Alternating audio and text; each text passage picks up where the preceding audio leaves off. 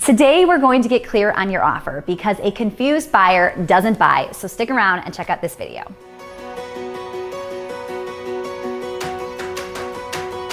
Hey there, Stacy Tuschl here from She's Building Her Empire, and today we're going to talk about how to get clear on your offer.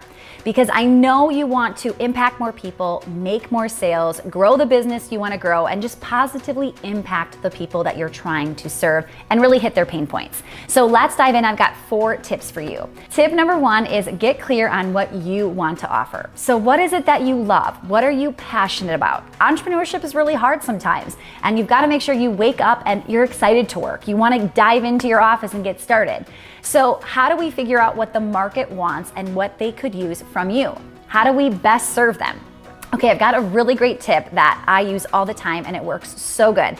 So let's say you make soaps, right? And you make these green eco-friendly soaps. Well, here's what I would do. I would head on over to a Facebook group and I would look for something that is eco-friendly. And then inside the Facebook group, you can just search, you can search the discussion and put in that keyword. So type in soap and you're gonna get all of these people that have interest in what you do specifically, all right? So that's a great way. Imagine if you were an Instagram expert and you popped into an entrepreneurial Facebook group and you typed in the word Instagram.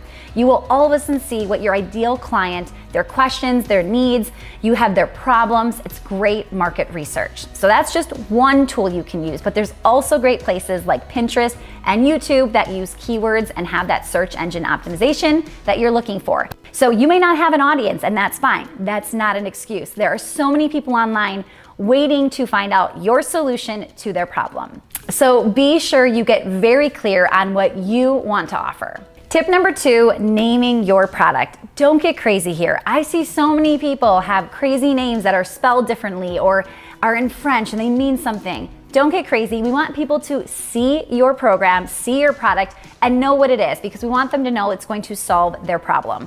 One of my signature programs is launched in 90 and it's super simple. People can look at that name and kind of figure out what it means. We want that for you too. So keep it simple and find a name that is going to really help people understand what your product does. And tip number 3, I actually create the sales page before I create the product. Now that might seem completely backwards, but here's the thing, it's kind of like writing a book. You wouldn't just sit down and start writing chapter 1. What do you do first? You write the overview, right? You figure out what all the chapters are gonna look like, then you fill in those blanks. Same thing here. So write that sales page, figure out what the benefits are, what you're offering, and have that overview, and it will help you create the product or program. Then tip number 4, get specific and go deep. One of my worst products I ever created was kind of one of those everything but the kitchen sink programs, right?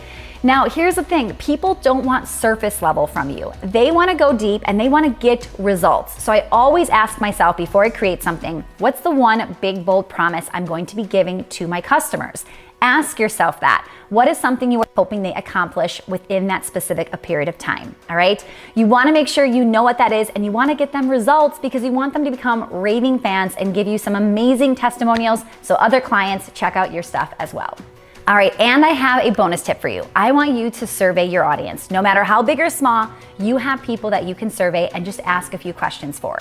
The biggest thing is we wanna find out what they say in their language. We wanna figure out what words they're using. We wanna make sure that whatever they're saying, that their biggest problems, right, their biggest struggles are reflected in your offer. Because it doesn't mean your product will change, but it might mean the way we change our offer will. The language that we use on our sales page, our email sequences, on video, when we offer it to them, we want to use the exact language and the pain points, the struggles that they used in that survey to offer the product to them. All right, so those are the tips you need to get clear on your offer. The most important one is that survey. So what I did for you is put together my sample survey that I just recently used. Just click the link below and check it out. See you next week for another video.